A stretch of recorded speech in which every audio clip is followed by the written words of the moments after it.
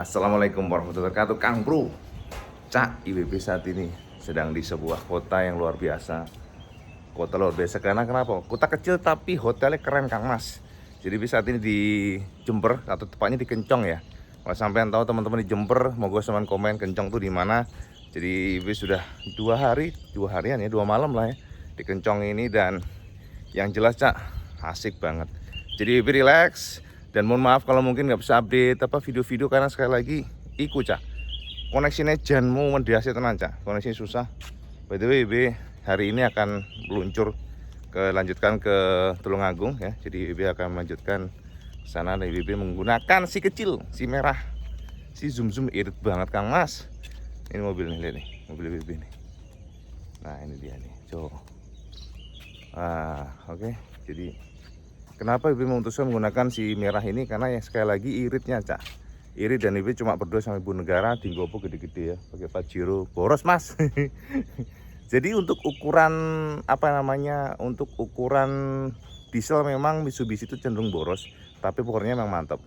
Itu yang dirasakan ya. Sementara kalau untuk yang Mazda ini dia rasanya nyaman, kemudian juga kalau untuk power oke juga. Jadi kecepatan 50 km/jam kemarin lebih push, nggak push sih, santai, dan mesinnya termasuk relax.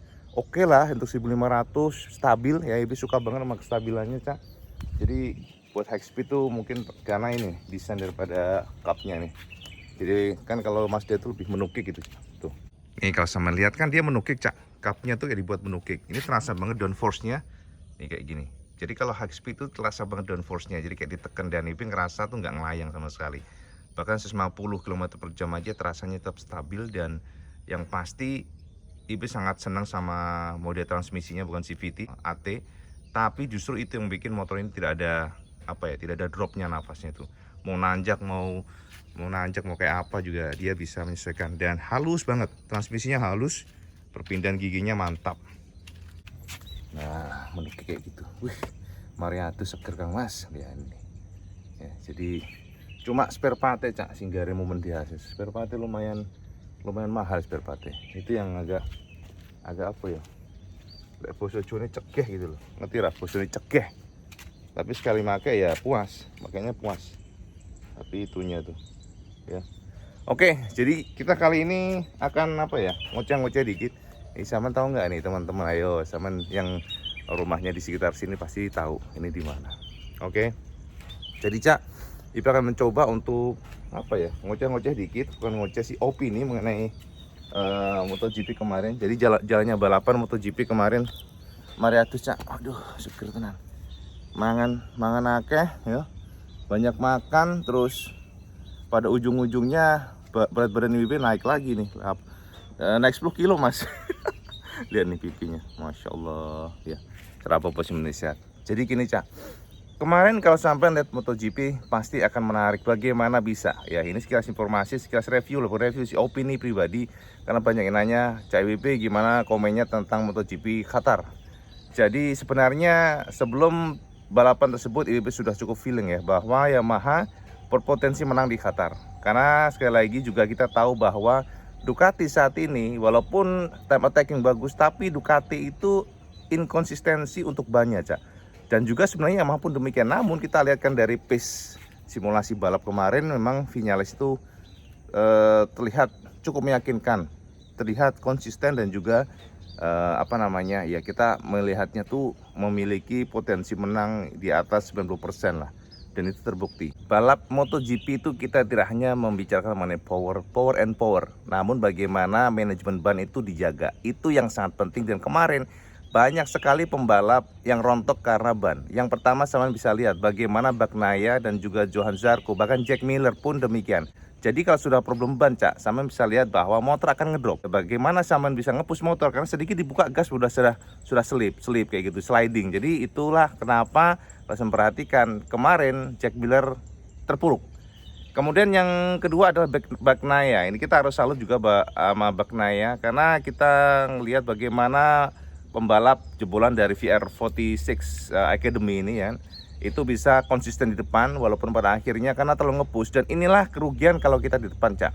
Di depan itu kita pasti mau nggak mau akan dituntut untuk ngepush, dan ngepush resikonya adalah ban. Semakin sampean ngepush terlalu ngepush ya, terlalu 100% more than 100%, itu resikonya adalah karet ban sampean akan habis. Itu yang terjadi pada bak Maya. Jadi just information buat sampean semua, kemarin bak Maya cukup baik, tiba-tiba tapi Vinales bisa nyalip. Kenapa Vinales bisa nyalip? Ini yang ngomong Vinales sendiri, Cak. Jadi Maverick mengatakan bahwa dia memang sengaja untuk menunggu. Dia di belakang Fabio Quartararo. Vinales memastikan bahwa dia memang bertujuan untuk menghemat ban. Jadi itu yang menjadi tujuan dia, dan dia akan attacking setelah 5 laps to go. Jadi setelah tersisa 5 lap baru dia bukan time attacking sih, attack. Dan itu terbukti. Ternyata strateginya berhasil. Sementara untuk Bagnaia pun akhirnya memutuskan, Bagnaia akhirnya juga mengatakan bahwa dia kemungkinan besar pada next race akan merubah strateginya. Jadi nggak akan lagi keju tangan IWB ya. Gini nih. Jadi Bagnaia kemungkinan besar next race akan melakukan strategi berbeda. Strateginya berbeda, yakni dia tidak akan nge-push di depan. Tidak mau di depan, mungkin dia akan mencoba untuk membuntuti pembalap di belakangnya dengan tujuan untuk menghemat ban itu. Itu yang menjadi fokus dia. Jadi rata-rata memang ini ban. Sementara kerugian terbesar tentu saja pada Suzuki. Jadi GSX-R memang kita harus akui bahwa Ducati gila, udah kayak roket. Ini John Mir juga ngomong dulu. Sudah mau finish, moro-moro mak serwet gitu, asem tenan. Jadi gini, Cak, kelemahan daripada Suzuki adalah dia tidak bisa meraih bukan top speed sih, time attackingnya kurang bagus, jadi kurang maksimal, sehingga mereka harus start dari belakang, dan ini yang sangat merugikan. Sebab kalau kita melihat kepada kondisi normal, kepada kondisi jika seandainya dia start dari depan, kemungkinan besar Suzuki itu menang sangat terbuka. Karena Suzuki sekali lagi dia lemahnya di time attacking, sehingga kualifikasi start dari belakang. Dan saya harus tahu, ketika start dari belakang kerugiannya ada dua. Yang pertama, dia harus nyalip pembalap di depannya, dan itu butuh waktu, jadi wasting the time. Jadi sampean harus berjuang untuk menyalip pembalap di depannya satu persatu, itu bukan hal yang mudah. Dan yang kedua adalah sampean harus benar-benar memperkosa ban, kasarnya demikian. Jadi sampean harus nge-push motor tersebut, otomatis karet bundar sampean, ban akan habis dengan cepat. Itu yang menjadi fokus daripada tim Suzuki saat ini, bahwa mereka ingin memperbaiki dari time attacking, sehingga kualifikasi khususnya mereka bisa start dari depan. Dan kalau sudah start dari depan, tentu akan membuat mereka lebih mudah meraih, setidaknya akan podium aja setidaknya. Kemarin juga seandainya John Mir bisa dari awal di depan, mungkin nggak akan kejadian di last lap yang sangat menyesakan, dan itu nggak terjadi. Sesek, Cak, gila. Itu sudah di depan mata podium 2, tiba-tiba ya dengan gampangnya Ducati ngasapin GSX-R. Ya memang kalau kita ngomong spesifikasi engine, inline 4 itu selalu less power dibandingkan dengan V. Itu sudah menjadi hukum teknis ya, baik Honda ataupun KTM ataupun Ducati pasti lebih more horsepower dan mereka yang inline 4 seperti Yamaha atau Suzuki. Nah, sama pasti bertanya, tapi kok Vinales bisa kenceng, Cak, EWB? Nah, ini juga menarik karena EWB melihat Vinales atau Yamaha bisa memperbaiki top speed dibandingkan dengan tahun kemarin, itu diperbaiki oleh mereka. Namun jangan pongah dulu, karena Yamaha tahun kemarin juga demikian, Cak. Jadi tahun kemarin attackingnya bagus banget, awal season good banget, perfect ya, bisa kita bilang wah ini Yamaha akan juara dunia. Namun di pertengahan musim dia problem. Jadi ini harus menjadi fokus dari Yamaha, karena sekali lagi Vinales yang perfect, namun Franco Morbidelli terpuruk, Valentino Rossi juga demikian, termasuk Fabio Quartararo mengatakan dia tidak puas, karena sekali lagi dia heran kenapa tiba-tiba performa daripada banyak drop.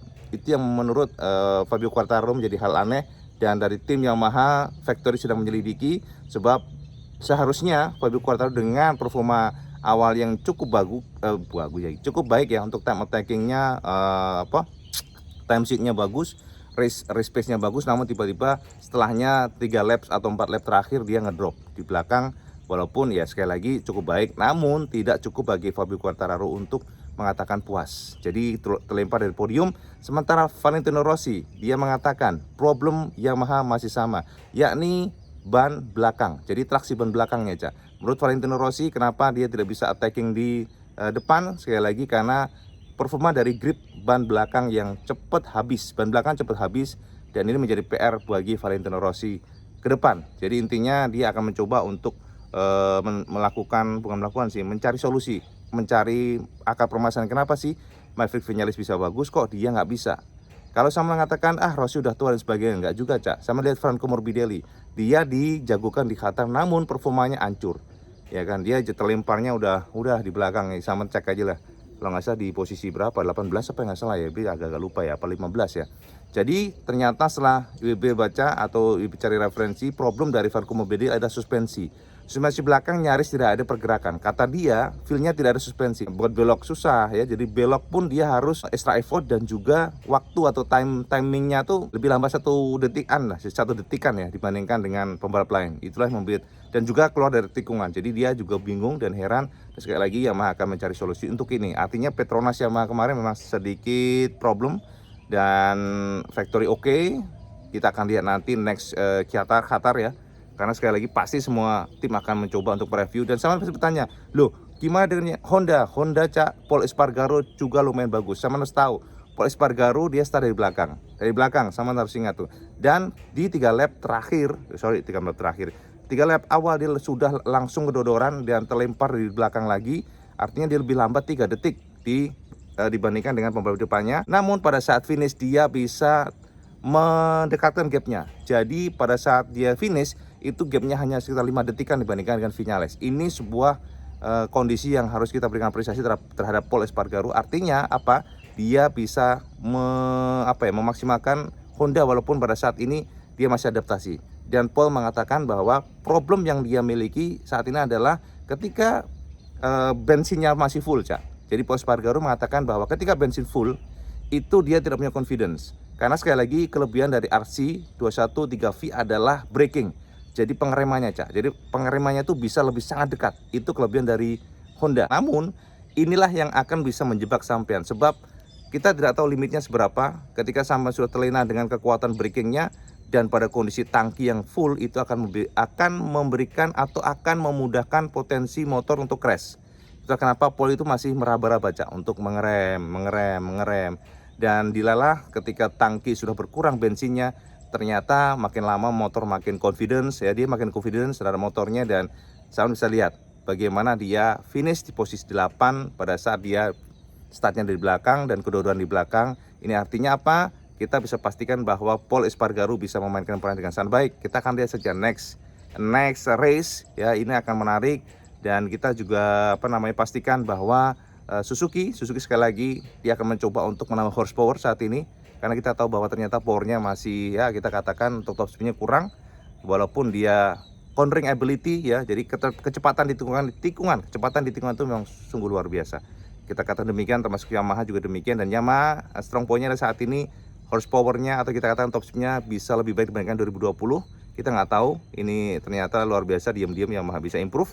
Sementara untuk Ducati sepertinya ya, karena Qatar ini kan banyak lurusnya dan high speed semuanya, Ducati harusnya bisa meraih hasil maksimal jika tidak terkendala dengan problem ban. Jadi bannya sudah habis sehingga mereka tidak bisa attack di akhir-akhir lap karena setiap dibuka gas sliding, slip dan sebagainya. Jadi itulah sekilas review dan bukan review, opini IWB tentang balap kemarin ya Qatar. Jadi artinya kita belum bisa katakan bahwa Yamaha akan menjadi juara dunia pastinya. Ini masih awal season dan sama bisa lihat tayangan 2020 bagaimana Yamaha luar biasa di awal season. Namun problem mereka adalah di setelahnya. Jadi ini kita lihat konsistensi Yamaha. Problem Yamaha secara tradisional yang tahun-tahun kemarin itu adalah grip ban belakang. Jadi inkonsistensi. Jadi kalau time attacking memang Yamaha jago. Jadi sekali push dedernya itu bagus Cak. Jadi time kita sebutnya ya pokoknya waktunya itu habis lagi bagus. Tapi kalau sudah di atas mungkin 15 lap biasanya dia akan ada gradasi dari bannya. Jadi bannya yang bikin slip dan jadi less control dan juga less traction, itu yang membuat beberapa pembalap Yamaha tahun kemarin kedodoran. Tapi tahun ini kita akan lihat apakah solving karena mereka melibatkan Cole Crutchlow yang juga sepertinya cukup baik melakukan tugasnya sebagai test rider karena memberikan masukan. Ngoceh sepanjang lebar. Sekarang ini mohon maaf kalau mungkin videonya asal jadi, sekali lagi karena IWB nggak ada alat sama sekali untuk edit video ya. Jadi ini kita single fighter tapi nggak apa-apa. IWB hanya review. Jadi IWB hanya akan mengatakan akan mengeluarkan apapun itu yang ada di otak. Ngono wae Kang Mas yo. Jadi salam dari Jawa Timur di Kencong ya, Jember, dan kita akan melaju ke perjalanan ke Tulungagung ya. Kita mudik Cak. Kita sowan sama orang tua. Jenenge wong tua kudu harus diingok ya Cak. Ya ngono wae Kang Mas ya. Maaf kalau mungkin hanya sekilas video, tapi sekali lagi IBB haturkan matur nuwun atas semua dukungan sampean, support sampean ya. Kita akan lihat next MotoGP, dan yang pasti tantangan Yamaha adalah konsistensi. Jika Yamaha Vinales menang lagi di Qatar, ini berarti memang seperti sudah improve untuk pabrikan Karputala ya. Kita lihat juga Honda, Pol Espargaro yang sedang adaptasi, dan untuk Marquez memang Qatar sudah dicoret Cak. Qatar coret, jadi dipastikan tidak akan ikut, tapi next race bisa saja si Baby Aliens akan coming back. Cielah bosone. Oke, ngono bae Kang Mas, matur nuwun sekali lagi. Wassalamualaikum video ini, sama like, share, dan subscribe. Assalamualaikum warahmatullahi wabarakatuh. Salam Just Kandos.